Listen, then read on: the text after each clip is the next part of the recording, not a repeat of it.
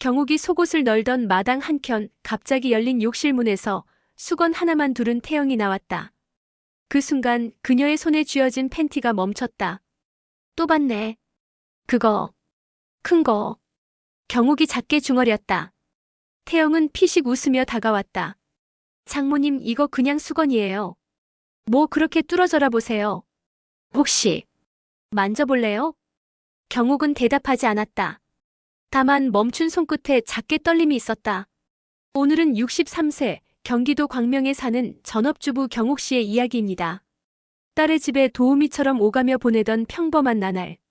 하지만 어느 날 속옷을 널다 마주친 사위의 맨몸이 그녀의 일상을 뒤흔들기 시작합니다. 이제부터 펼쳐질 이야기는 그 누구도 예상하지 못했던 장모와 사위의 금단의 오후입니다. 지금부터 이야기 시작하겠습니다. 광명시 외곽 다세대 주택 3층. 햇살 좋은 오후 빨랫줄에는 다양한 속옷이 걸려 있었다.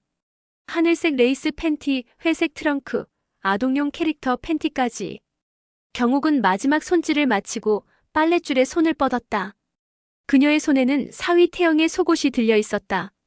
적당히 낡았고 허리밴딩은 약간 풀려 있었다. 하지만 그 속옷에는 경욱이 절대 잊을 수 없는 그날의 잔상이 남아 있었다. 딸이 야근 중이던 어느 저녁. 갑자기 급체로 복통을 호소한 태영이 샤워하던 도중 경욱이 약을 챙겨 들어갔다. 그날 그녀는 본능적으로 외면해야 할 무언가를 봐버렸다.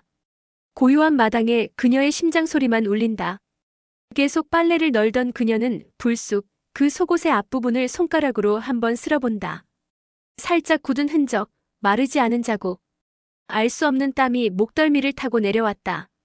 그때였다. 현관문이 철컥 열리고 탁탁 슬리퍼 끄는 소리와 함께 태영이 등장했다. 장모님, 오늘도 와주셔서 감사해요. 혹시 설거지는 제가 할까요? 목소리는 늘 정중했다. 하지만 그녀는 이미 그 안에 숨겨진 기류를 느끼고 있었다. 경욱은 태영을 향해 웃으며 말했다. 아니야. 나는 그냥 시간 되니까 온 거지. 태영이 잠시 마당을 둘러보다가 그녀가 방금 넌 속옷을 보고 씩 웃었다. 아, 그거. 오래돼서 민망하네요. 장모님이 직접 손질하시니 창피해요. 괜찮다며 고개를 젓는 경우. 하지만 시선은 자꾸만 태영의 허리 라인을 스치고 있었다. 경욱은 자리를 피하려 부엌으로 향했고 태영은 그 뒤를 따라와 마른 수건을 꺼냈다. 그러더니 조용히 물었다. 혹시 저번에 그거 본 거 기억나요? 경욱의 발걸음이 멈췄다. 그녀는 돌아보지도 않은 채 말했다. 뭘 말하는 건지 모르겠다. 그 순간 태영이 그녀 뒤로 다가섰다. 뜨거운 체온이 그녀의 등 뒤를 타고 퍼졌다. 그날 이후 전 생각이 너무 많아졌어요. 이상하죠? 이상하게. 장모님만 보면. 경욱은 숨을 들이마셨다. 낯선 떨림이 허리 아래로 내려앉는다. 얘, 그만해. 너 딸내미랑 결혼한 애잖아. 내가 누군지 몰라. 태영의 입김이 그녀의 귓불에 닿았다. 알죠. 그래서 더. 그는 말을 끝내지 않았고 마치 일부러 남긴 것 같은 침묵이 마당 위를 맴돌았다. 그날 저녁 태영은 샤워를 마치고 거실로 나왔다. 젖은 머리카락에서 물방울이 떨어지고 흰색 셔츠는 몸에 그대로 달라붙어 있었다. 단추는 위아래 2개만 채워져 있었고 목선과 가슴 근육의 윤곽이 그대로 드러났다. 경욱은 그 순간 컵을 닦던 손을 멈췄다. 시선은 컵 위에 있었지만 머릿속에서는 단 한 장면만 반복 재생되었다. 그 셔츠. 물기. 어떻게 옷 한 벌이 이렇게 음란할 수 있을까? 장모님, 이거 좀 죄송한데 마른 티셔츠 하나만 찾아주실 수 있어요? 빨래통에 넣은 게 젖어서. 태영이 자연스럽게 말하며 걸어왔다.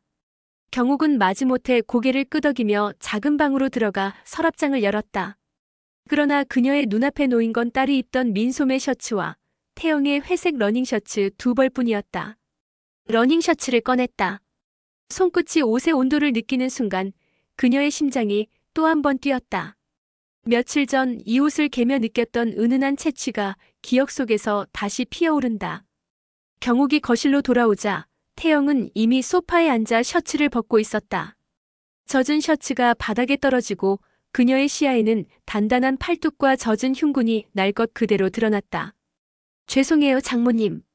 너무 땀이 나서. 조금 민망하죠? 경욱은 시선을 피하며 셔츠를 내밀었다. 하지만 그녀의 손과 태영의 손이 맞닿는 순간 전기처럼 짧고 강한 감각이 손끝을 타고 올라왔다. 이상해. 왜 이 아이의 손이 이렇게 따뜻하고 설레지? 그때 소파 맞은편 TV에서는 낯선 드라마가 흐르고 있었고 화면 속 남자 주인공은 여자에게 말했다. 이렇게 떨리는 거 처음이에요. 장모님, 저 이대로 멈추면 후회할 것 같아요. 경욱은 당황해 리모컨을 찾으려 했지만 태영이 먼저 손을 뻗었다. 그의 손은 경욱의 손등을 덮고 있었다. 괜찮아요. 이런 장면 나쁘지 않잖아요. 그 말에는 묘한 중의가 있었다. 경욱은 무언가 말하려다 입을 닫았다. 그 순간 딸의 웃음소리가 떠올랐다. 그리고 이 아이를 처음 만났을 때의 기억. 어린 얼굴로 인사하던 사위는 지금 더 이상 그때의 모습이 아니었다. 태영은 조용히 셔츠를 입었다. 그러면서도 눈은 경욱에게서 떨어지지 않았다. 장모님, 혹시 요즘 외로우세요? 뜻밖의 질문. 경욱은 순간 모든 감정이 들켜버린 듯 고개를 돌렸다. 왜 그런 걸 물어? 그냥 보여서요. 눈빛이 자꾸 혼자 있는 사람 같아서. 경욱은 말없이 그를 바라보았다. 그녀는 자신이 모르는 사이 어떤 늪에 서 있는 듯한 기분을 느꼈다. 하지만 그 늪은 차갑지 않았다. 오히려 온몸을 끌어당기는 기분 좋은 끌림이었다. 이른 아침 경욱은 커피를 내리며 베란다 창문을 열었다. 습기찬 공기가 뺨을 스치고 그 틈으로 햇살 한 줄기가 엿들었다. 그녀는 어젯밤 내내 잠을 이루지 못했다. 태영의 말, 그 눈빛, 그건 분명 며느리의 남편이 가질 수 없는 감정이었다. 부스럭. 뒤에서 누군가 다가왔다.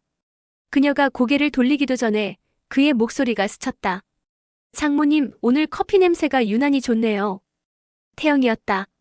머리는 아직 덜 말랐고 새하얀 반팔 티셔츠와 트레이닝 바지 차림. 하지만 그녀의 시선은 그의 허리 아래 살짝 접힌 허리밴딩에 멈춰 있었다.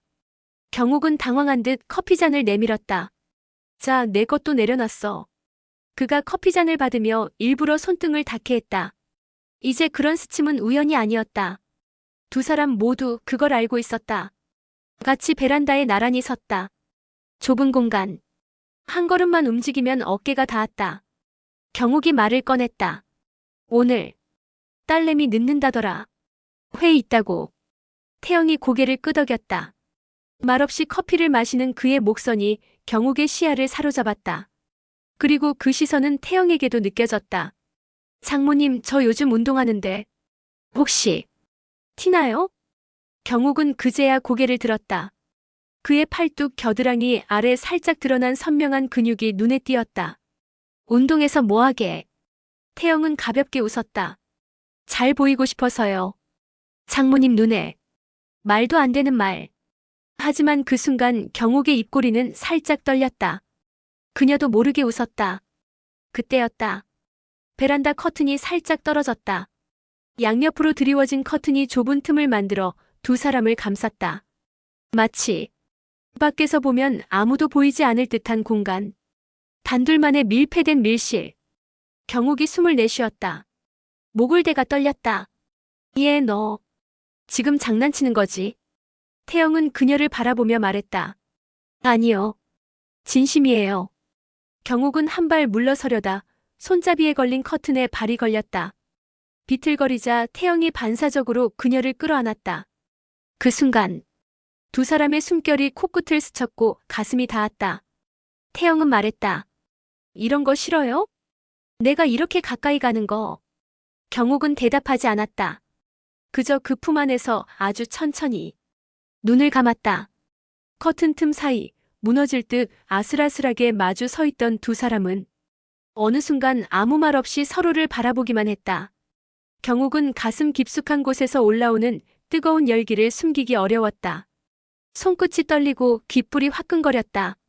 이게 노망이든 뭐든 지금 그녀는 분명히 여자로서 느끼고 있었다. 그날 저녁 딸은 연락 없이 늦었다.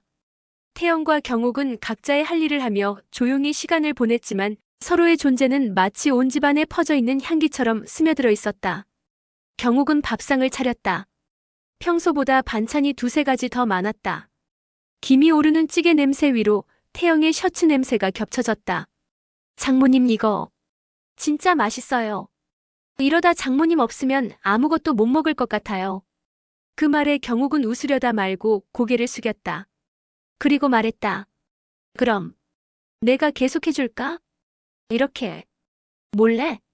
그녀는 자신도 모르게 몰래라는 단어를 입에 올렸다. 그러자 태영의 눈빛이 깊어졌다. 정말 몰래 하고 싶은 건 다른 거예요. 그가 수저를 놓았다. 거실에 깔린 러그 위 두 사람은 마주 앉아 있었고 서로의 무릎이 거의 닿을 듯 가까웠다. 경욱은 숟가락을 내려놓고 그를 바라봤다. 말해봐. 너 지금 뭐 하고 싶은데? 태영은 침묵했다. 그 눈빛 속에는 망설임도 후회도 없었다. 그는 단지 지금 이 순간을 기다리고 있었을 뿐이었다. 천천히 그의 손이 경욱의 무릎 위에 올려졌다. 한없이 부드러운 손놀림이었지만 그 감각은 무서울 만큼 강렬했다. 경욱은 떨림 속에 속삭였다. 이게 지금 너한테 여자로 보여서 그러는 거야? 태영이 고개를 끄덕이며 낮게 말했다. 아니요. 아까부터 계속. 장모님의 조개가 지금 떨리는 게 보여서요. 그 말에 경욱의 눈이 단번에 흔들렸다. 심장이 온몸을 찢듯이 뛰었다. 그녀는 한마디도 하지 못하고 입술을 꾹 다물었다. 다음 순간 태영이 그녀의 손목을 잡고 아주 조심스레 자신 쪽으로 당겼다. 그녀는 순순히 끌려갔다. 거실 러그 위 두 사람은 무릎을 맞댄 채 숨소리를 나눴다. 태영의 손이 그녀의 허벅지를 타고 올라왔을 때 경욱은 눈을 감고 그의 이마에 입을 맞췄다. 짧고 조심스러운 입맞춤. 하지만 그 조심스러움은 오래가지 않았다. 손끝이 스치고 입술이 포개지고 러그 위의 고요한 공간은 점점 거친 숨소리로 채워져 갔다. 그의 입술이 그녀의 목선을 훑을 때 경욱은 숨을 삼키며 중얼거렸다. 딸이 오면 어쩌려고 그래. 태영은 웃지 않았다. 그저 그녀의 귓가에 뜨겁게 속삭였다. 그러면 멈출 수 있겠어요? 그날 밤 그녀의 조개는 물을 품고 있었고 그는 굵고 단단한 대나무처럼 그 안을 채웠다. 몸과 몸은 수십 번 밀고 당기며 서로를 탐했고 러그는 그들의 열기로 젖어갔다. 모든 것이 멈춘 듯한 거실. TV 소리조차 꺼진 그 공간 속에서 경욱은 자신이 여전히 여자라는 걸 뼈저리게 느꼈다. 다음 날 아침 햇살은 거실 커튼을 비집고 들어왔고 그 빛은 여전히 러그 위에 놓인 흔적들을 포착하고 있었다. 뒤엉킨 베개, 치워지지 않은 찻잔, 그리고 구겨진 티셔츠 옆 반쯤 말라붙은 여성용 속옷 한 장.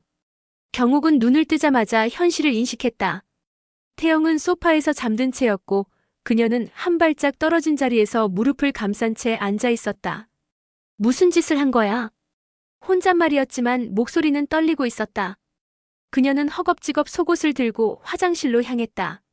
수도꼭지를 틀자마자 세면대 위로 뜨거운 물을 쏟아냈다. 젖은 속옷이 물속에서 흔들리고 그 위로 어젯밤의 분비물이 천천히 퍼져나갔다. 갑자기 뒤에서 목소리가 들렸다. 장모님. 깜짝 놀라 뒤돌아보니 태영이 어깨에 수건을 걸친 채 서 있었다. 머리는 헝클어져 있었고 표정은 한없이 조용했다.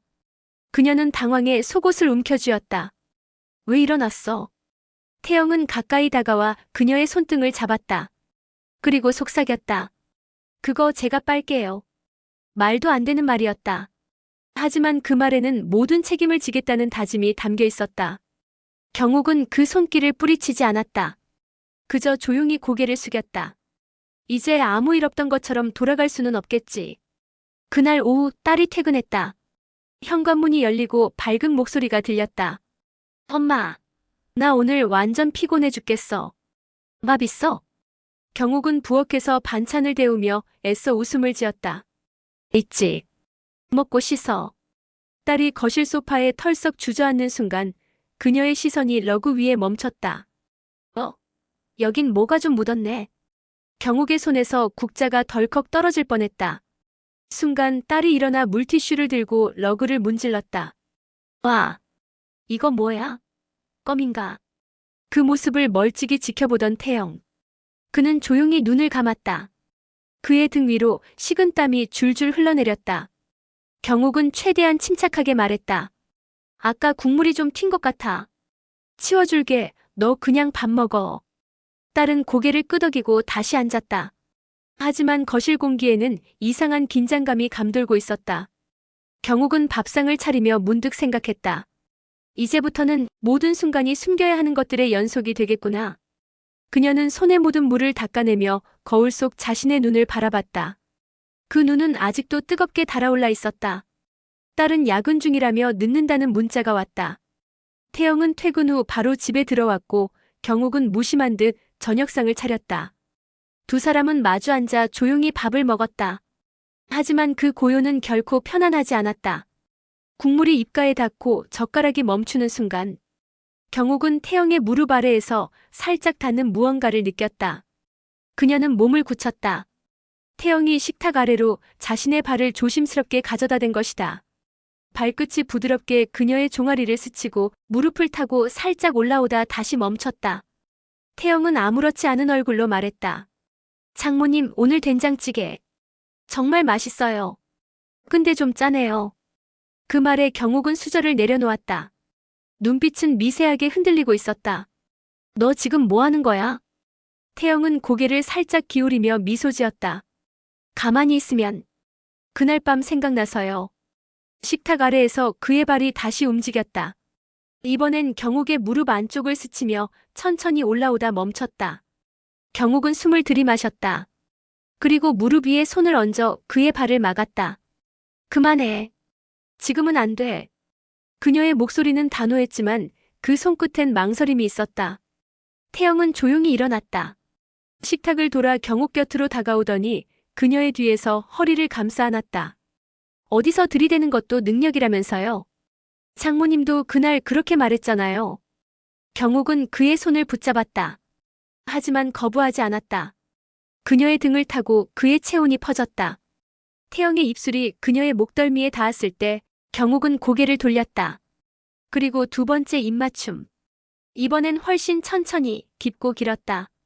입술이 떨어지는 사이 그녀는 그의 가슴에 손을 얹었다.